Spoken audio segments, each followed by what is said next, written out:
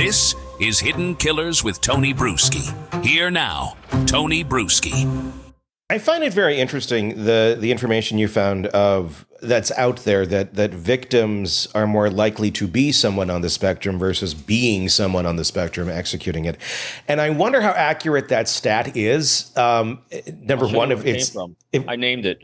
So it came from a small body of literature suggested that rather than being more likely to engage in offending or violent behavior, individuals with autism spectrum disorder may actually have an increased risk of being the victim rather than the perpetrator of violence, from a study done by Sobsey, Wells, Lucardi, and Mansell, 1995. But that's also, well, okay, even 95, we're going way back on this. Way back. Way back before we even really had a huge grasp on what this is. Because there's not much out there on it. No, and there wasn't much, there really was hardly anything out there on it back then, especially compared to what we know 30 years later. Yeah. Because I would almost argue, I mean, when we look at the cases that we look at, that you have more than not that are very likely on the spectrum than are. So, I mean, I think it has a lot to do with just data and knowing if someone is or not. I think a lot of people just live their whole lives with no clue. And so I think if we truly, if you evaluated every single person that went in for a violent crime or something, and to determine are they there, I think it's the other way around, quite honest. That's just my conjecture. And obviously it's a 95 study. And I'm surprised there's not more, surprised that hasn't been looked at closer. I know. It's you know? Like when this came up, I was really shocked. Like we were just saying that you and I have not had this element of things we've covered ever come up before. Well, we go to psychopathy and all that so quick, but yeah, I mean, a lot of it does mimic in certain. And so let's examine, we can take a quick examination as the why of that as well. And I think because, to your point, forms of autism, excuse me, on that spectrum are so common with so many people that it's kind of a background noise that is always in our society anyway. Yeah. And so it's such a part of everyone's whole that it can never really be measured as accurately as I think, especially when it comes to court of law. I think it's so broad of a term as well. And I think it's something that needs to be honed in a little bit and not just, it's like saying food. Do you like food? Like, yeah, there's all different types of food. What are we talking about specifically? Well, food, it's food. Like there's a lot of variations in this. Or even saying, like, hey, I'm someone who's easily distracted. Yeah. Yeah. Who isn't easily distracted? It's all varying degrees. Sure. So, we all see shiny things. Sometimes it takes me 5 seconds to look at the shiny things. Takes you one, takes someone else. They completely ignore it. It's a very large catch-all that's still out there. The prosecution doesn't want any mental health information coming into trial. They now have copies of everything, and they're going to be filing a motion if they have not already, basically to get that info out of the trial. So it cannot be used as an argument. It can't be used at all. Just not going to be something that they want in there. What do you think? I don't know if that's a great idea on the part of the prosecution. I mean, the prosecution, obviously their goal is to prosecute this man and find him guilty. Death, I don't know that needs to be the goal. It's certainly a possible punishment. But if we're looking at convicting, I think this actually can work in their favor more than it works against the prosecution.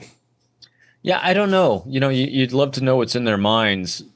Since they're making the action, all we can do is sit here and kind of imagine ourselves as them as to why they would take that action and what the outcome they're seeking of it is. So the outcome that they're seeking is to get a conviction. And at this point, since they have solid data to support what they want to do, they don't want anything to take away from the data they have, like the DNA evidence and cell phone evidence and things like that.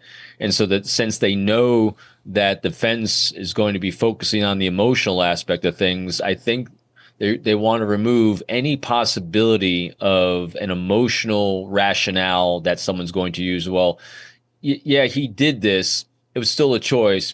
But because of this, because of his mental issues he had, is why he did it. In other words, I think they're trying to take away excuses that that Ann Taylor is going to put out there as to reasons why he did this is because he suffered this, he suffered this, he suffered this. I think their prosecution becomes easier potentially if you're just looking at the DNA. It's his DNA.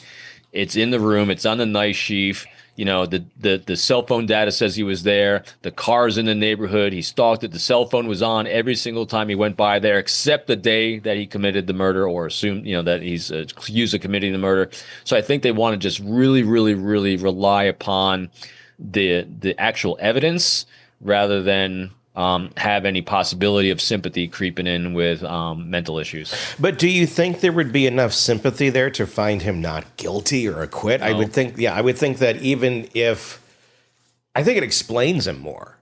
All right. I think if the defense is solely basically operating on the grounds of let's save his life, and they're pretty much abandoning everything else, which I don't know. I mean, it feels like we're getting close to that point without saying it out loud. Obviously, they're going to try and fight for him. I would be shocked if they went in there and used this as a defense simply just to save his life, or if that would end up being a plea deal of some sort. That if they even want to offer him a plea deal on this. I mean, certainly it would save the taxpayers. It would save the community from having to go through a whole hellish trial. But I don't know that the community would not want to have that trial take place either, even though it's many, many, many miles away in Boise and all the families are going to have to travel, which is a whole other issue. I don't know. I mean, would this be something if it were to be settled like that of, look, admission of guilt, and you're not going to die, but you're going to prison for the rest of your life? Do you see that being a happier ending for these families psychologically, or do we need to go through the motions of the trial, which will likely eventually, lead to him either being killed or put away forever? I think other things could happen, but I only the families can answer that question, really. About what it is they need to feel complete and whole and move through the pain they're moving through. And I think, because again, not being a lawyer, not being a legalized expert in any way whatsoever, I think they're beyond, from what we're seeing, I think they're beyond any sort of plea deals. I think it's gonna go through one way or the other. Yeah. So again, I don't know why they're taking that action, why prosecution is taking that action. All I can do is kind of do my best, throw ourselves in their shoes and what potentially could be it through our conjecture, and kind of looking behaviorally at it. But again, I think everything that's going on now is really geared at the jury or the potential jurors that are coming in. Is ASD, autism spectrum disorder, something that should be better understood in terms of law enforcement, in terms of investigators, in terms of just looking at some of these cases? Because again, we often go to the triad, the psychopathy or all sorts of other disorders that could be going on over there, like in the anti-personality scale, but. Is that something to consider more, that should be understood more to better understand the people that you're investigating? I mean, let me ask you, when you were in the counterintelligence world and stuff, is that something that ever came to mind with individuals that you were investigating of, this person might be over here and this might explain some of the behavior? How well is that sort of stuff integrated into understanding others' actions? That's a great question.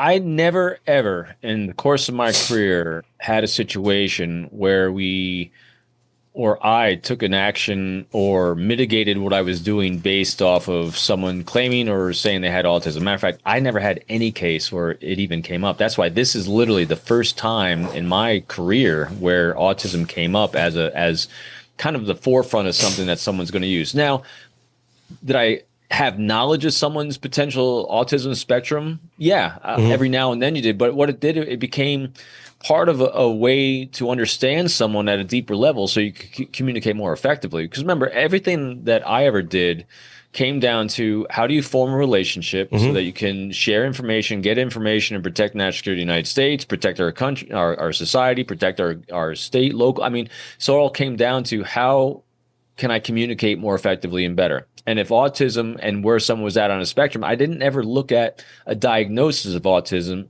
I always looked at what's that mean for communication? What's that mean for ability to form a relationship and a bond? And it never was a situation where it was a hindrance in any way. Yeah.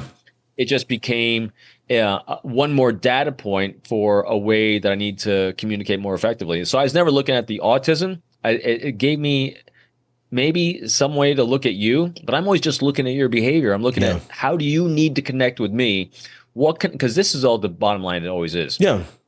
What can I do to inspire you to feel safe with me? What can I do to inspire you to feel safe with a decision to cooperate with me? Yeah. And so in the courtroom, that's the basic thing they're trying to do. The defense, Ann Taylor, right? She's strategizing this. What can she do to inspire the jury to feel safe and comfortable with acquittal? Mm-hmm. And on the opposite side, what's the prosecution doing to inspire the jurist to feel safe and comfortable with themselves with conviction? Mm-hmm. And so that's all. And so part of that is, how do I need to communicate that feeling of safety and trust with what I'm presenting them? Yeah. And so it's the same thing in all these situations. Sure. So it's everybody. Yeah. Everybody is different. Everybody has different things that you're going to have to speak to so they feel safe and comfortable communicating with you. And you have to craft that for each individual. It's not here's one size fits all. I wonder how Kohberger is feeling about this angle. I do wonder, because we look back, and this is just pure conjecture, he seems to recognize when he talks about the visual snow and stuff like that back in his teen years, that he recognizes that there's something different going on. And we don't really know a whole lot about his demeanor today, other than what we've heard from, students and coworkers of, he's kind of, odd out there and not very personable. So I wonder how accepting he is of this, if he just knows that, that's who he is, or if he'd want that even to be out there. At this point, he doesn't have much of a choice. I mean, he's literally fighting for his life, but he seems to be someone who thinks he's in a lot of control. And people who are in a lot of control don't necessarily, or are not necessarily super fond of things out there that they may view, although it may be incorrect, that they may view as a weakness or something that would make them less than, which being on the spectrum does not make someone that. But I could see someone with that sort of, godlike complex ego not being super happy about that. So putting on my if I was Kohberger hat, challenge might be, you look at his data points for his life arc. From everything that we've seen from the small little things we have throughout his life, he's been pretty curious about trying to understand himself. That's why he's going into this line of work. I would think, again, all these other things might pop up. His rage, his lack of feeling control, or someone labeling it. All those things might be in there. But at the same time, though, he seems to be a pretty curious individual and more on the science than emotional side. My bet is he's, when she mentioned it as a possibility, I don't guarantee. I'm pretty sure that she's the one that came up with this idea. And she probably presented it to him. And his next steps was probably to get really curious. Because he's been trying to understand why he is like he is for a long time. And this might be one deep dive he might do it as well, maybe. I mean, I'm not a doctor. I can't diagnose anybody. But I mean, just watching his behavior, right away, I was like, he's totally on the spectrum. I mean, I could say it immediately almost. So again, I would not be remotely surprised by any means. It would be very interesting to see where they take this and what kind of defense this provides them, if any, or if the judge again says, nice try, no. The latest true crime stories, expert breakdowns, and shocking twists, all in one place. Press subscribe now to the Hidden Killers podcast and True Crime Today.